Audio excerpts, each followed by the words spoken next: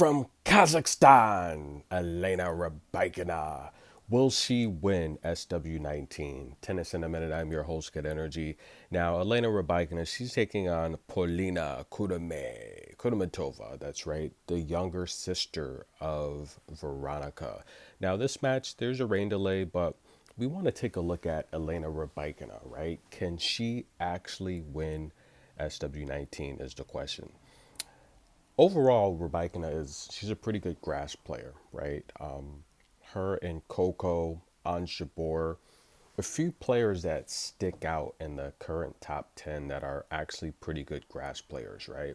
Iga Swiatek, the number one ranked player in the world, amazing talent on clay, amazing on hard, but she's not a good grass player, right? She's got a very low win percentage on grass. It's her worst win percentage of all surfaces. Now, Elena Rybakina, can she repeat is the question.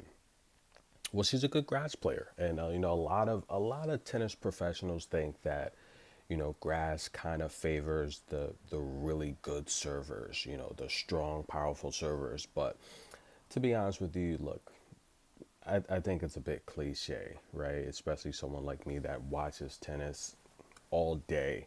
I think it's a bit cliche. If you're a good if you're a good server, I think any surface is going to favor you, right? Because the reality here is it's your strongest weapon. You're putting pressure on your opponent constantly, all the time. So it doesn't matter what surface you're on, which is why I think overall the good servers play well anywhere.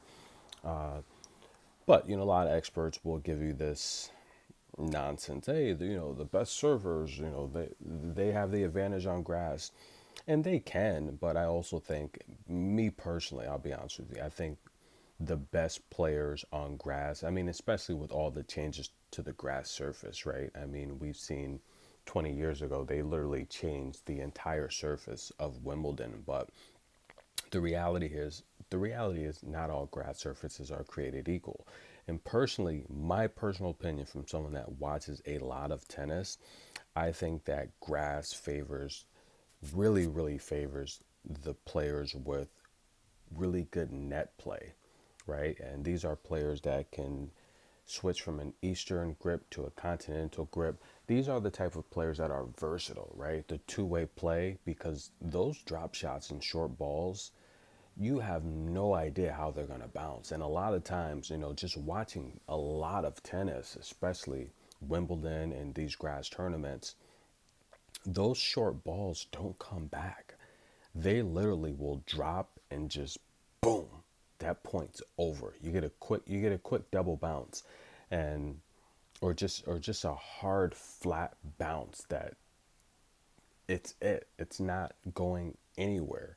In terms of the returner, they have no shot at returning some of those short balls, especially those drop shots.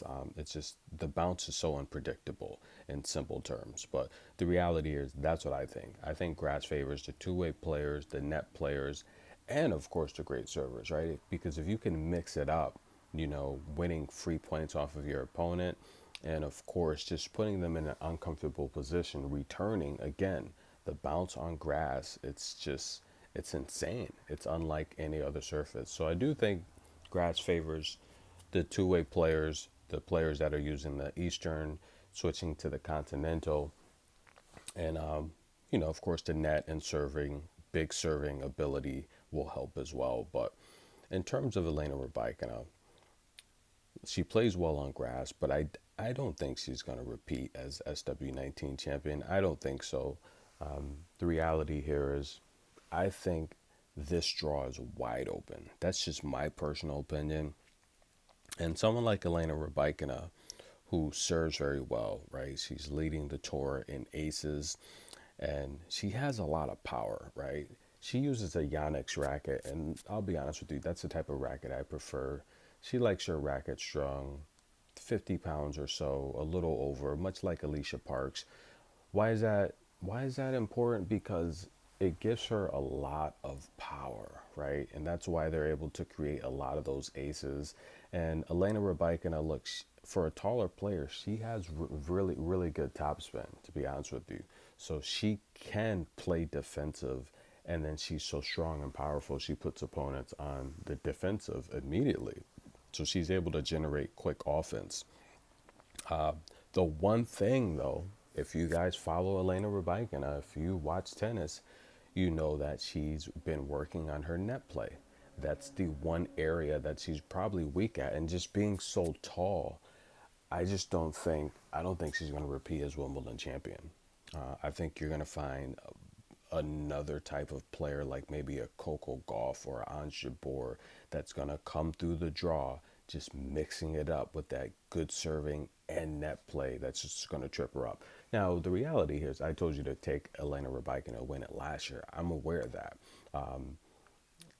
It was more of a numerology play where the numbers just matched up really good with Elena Rybakina, and it's like, hey, she's gonna win it. She's destined to win it last year, which is what happened. This year, I don't think so. But in terms of Ange Jabeur, she did have that match. Let's just be honest. She won the first set. She got a little tired, and when you're facing someone like Elena Rybakina, who's just so strong and tough, that happens, because she is really tough. She puts a lot of pressure on you. She's exhausting because she's so freaking strong, right? Now this matchup here, she's taking on Paulina, who is coming off a 50-win season, but she hasn't faced a competition of someone like a Elena Rybakina, right? So this is a big step up in competition, and right now she's doing pretty good holding her serve. Now it is deuce. Play has been interrupted, but this is the type of match where she's going to gain a lot of experience facing a top player like Elena Rybakina. Can she pull off the victory? Well, Rybakina is nearly a 3,000 to 1 favorite or something like that. Some type of insane number, 30 to 1 favorite. It's going to be a tough obstacle for her to defeat Elena Rybakina. But stay tuned, guys. The rain delay, we have several matches that are coming up. I'm really interested in seeing Ludmila take on Ekaterina. Will that be canceled? Will Ekaterina take this tournament off after winning last tournament versus Veronica Kudermetova? I don't know. We'll see. There it looks like there's some type of scheduling delay, of course, with the rain, but I'm not sure if Ekaterina's going to take this tournament off. Would I recommend as your coach to take it off? I would not, to be honest with you. I think with grass and Wimbledon coming up, I think it's not it's I think it's not going to hurt to play this tournament, in my personal opinion. I think get as many matches under your belt. And as of right now, it looks like this match is still on, but I don't see it on. It looks like they changed the time for it. So I'm trying to figure out, is she pulling out of this tournament? We'll see. Nonetheless, guys, tennis in a minute. Rain delay here in Berlin. See you soon.